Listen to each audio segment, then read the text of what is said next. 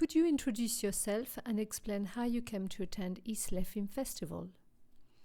Hello, my name is Eric Omond. I was invited by the festival organizers initially to present my animation movie called Loulou, The Incredible Secret, which won the César this year. Unfortunately, with Loulou soon to be translated into English, we decided with the distributors to present instead The Illusionist, a film by Sylvain Chomet, on which I worked as an animator rather than a director. It was my first work in the animation world, and it is an Anglo-French movie. So I'm here in a rather strange position as a director, presenting a movie I didn't direct. What interested you about the Eastleigh Film Festival? From what I've seen so far, my first impressions are that it is a festival with a strong focus on the artistic element of filmmaking. It is not a festival with the sole aim of promoting movies, but one that questions how movies are made and showcases the artistic aspect of the creative process. It is quite a new experience for me, as I usually go to festival to promote a movie. Here it is something else.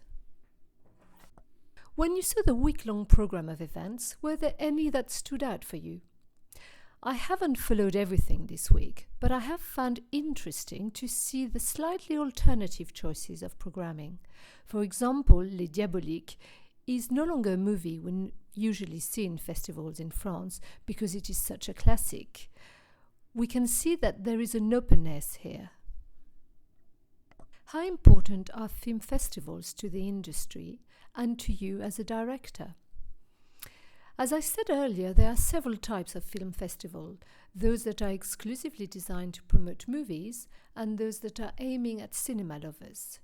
They are very different. We need to do both, and I think it is always a bit more complicated to do the promotion in festival.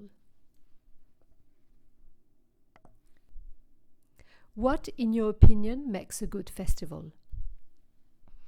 For me, a good festival is one where you can communicate and discuss the deeper aspects of creation. It doesn't happen very often. Often discussions can be quite superficial, focusing on how long it took to make the movie, how much revenue it made, and so on. But sometimes, a festival enables you to discuss what it means to make a movie and create images. You worked on the award-winning The Illusionist, part of which brought you over to Scotland. From that experience, did you notice any major differences between the French and British film industry? If so, can you explain? Yes, it is a little different. From a practical point of view, my feelings are that the process is more rigorous here. In France, I think we have a tendency to mix the artistic and financial aspects of movie making.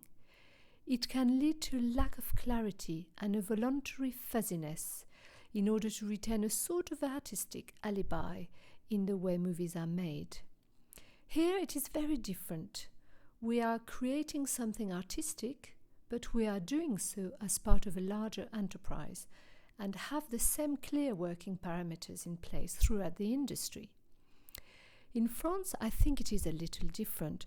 When we worked on The Illusionist, we were in a studio in Edinburgh, and we sometimes struggled to get used to the methods in place here, and vice versa. At one stage, a French artist came to join us in Edinburgh, and the producer said to him, "We have a problem. We have a lot of French people here, and would like to know if you will work like them or do a good job." This is a clear illustration of the differences in the approach to work. Do you think this lack of discipline is helpful or detrimental to the artistic aspect? I think it is both. From an artistic point of view, it serves the creative process, but it also enables the production to keep control in those imprecise parameters.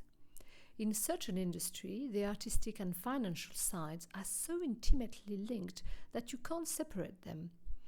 It is their association that enables the movie to come to life. In France, we have a culture that has always tried to separate the arts from the money. In all the artistic fields, it is almost a taboo to mix both, and that causes this fuzziness, the loose parameters of which I spoke earlier. What is the general impression of the British film industry in France? And what do you think are our strengths and weaknesses? It is a little difficult to reply to this, as I may not have a lot of experience or distance to fall back on, but there are of course differences, which are also artistic ones. Culturally, we grew up in a specific environment. It is complex to say what is the specificity of either cinema, but there are bridges between both cultures. In spite of all the cultural differences, the many British movies released in France have a sensitivity that echoes with the French public. The British movies who are successful in France either talk to us, to our sensitivity, or appeal by their exoticism, and vice versa. I also think that this cultural exchange can benefit a number of designers to bring to life a project that would not have happened otherwise. A movie needs both a director and a producer to take form, and a producer tends to back creation that appeals to the national audience. Typically, a French producer will finance a French cinema, a French movie. A creator is like a sponge with multicultural inspiration, and he sometimes wants to escape the national artistic stereotypes and do something else.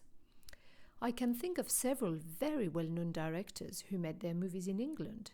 Jacques Demy and his Pied Piper, or Louis Malle with Black Moon are such examples.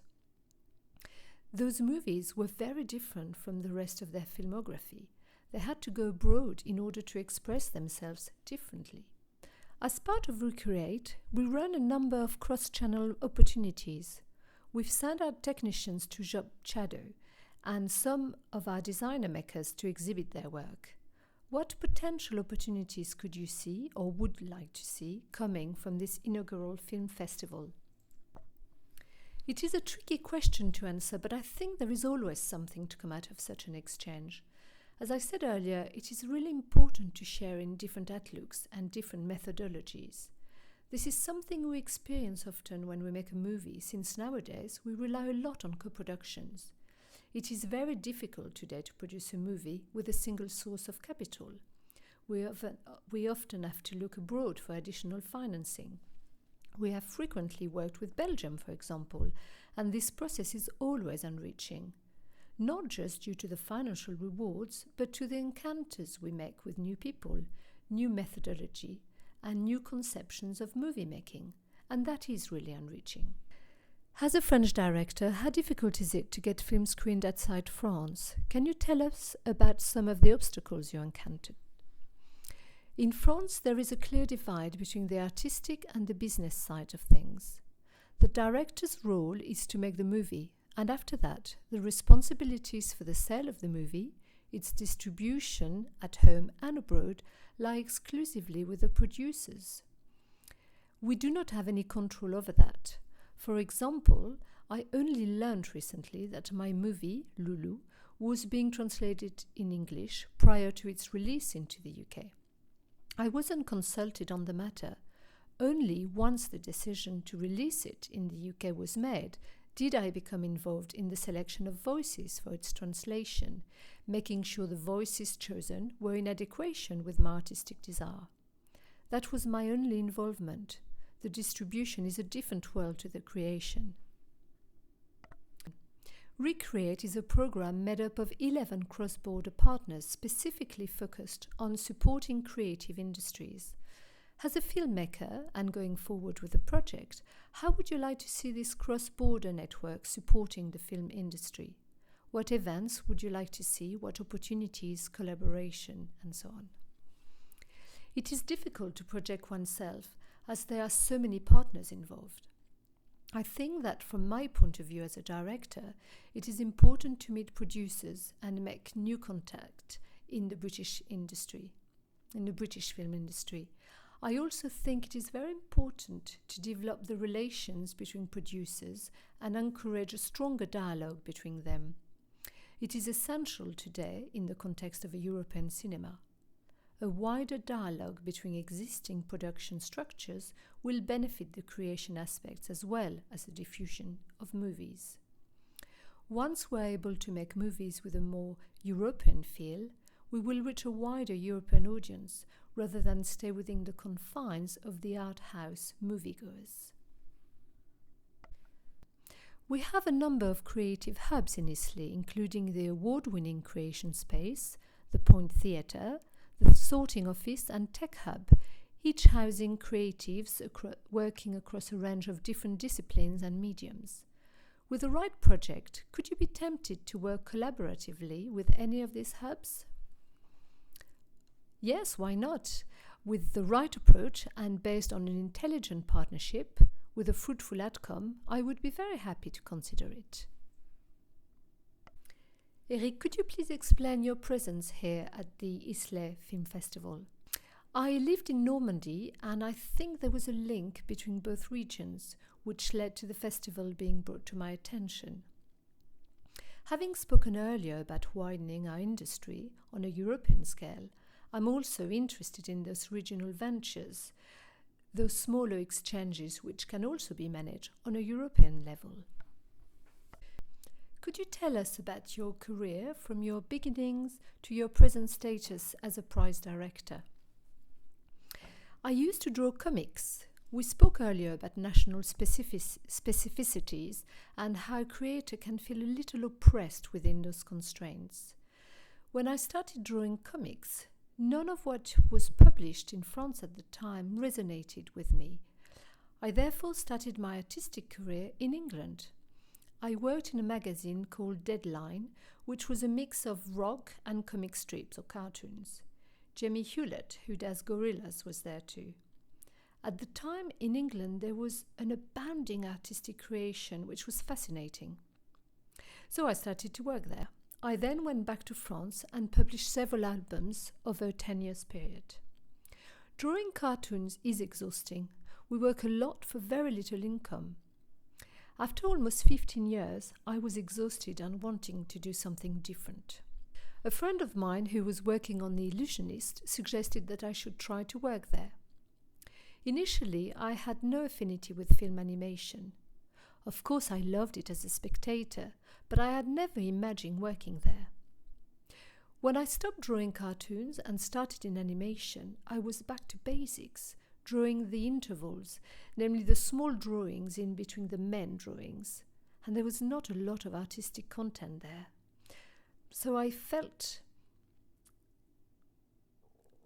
starting in the film industry had put a stop to my artistic career. It was a little like being a factory worker. Then I started working with a fantastic illustrator who made me understand the art of illustration and made me love this form of art. So I continued and developed a passion for it. After The Illusionist, I worked on a second film called Zarafa. I was a supervisor of the drawing quality, and from basic illustrator on my first movie, supervisor on my second, I was offered a chance to direct my third movie. So it all happened extremely quickly. But I think the 10 years spent drawing albums in which I learned to tell stories were essential. Beyond any technique, what counts is the desire to tell stories, be it in novels, cartoons, movies. What fascinates us all is inventing stories. How long did it take between the decision to stop drawing cartoons and your first direction of movies, of animation? It took between 5 and 6 years, which was really quick, as I worked on my first movie, The Illusionist, during 3 years. Zarafa took 2 years, and then I got this offer to become a director.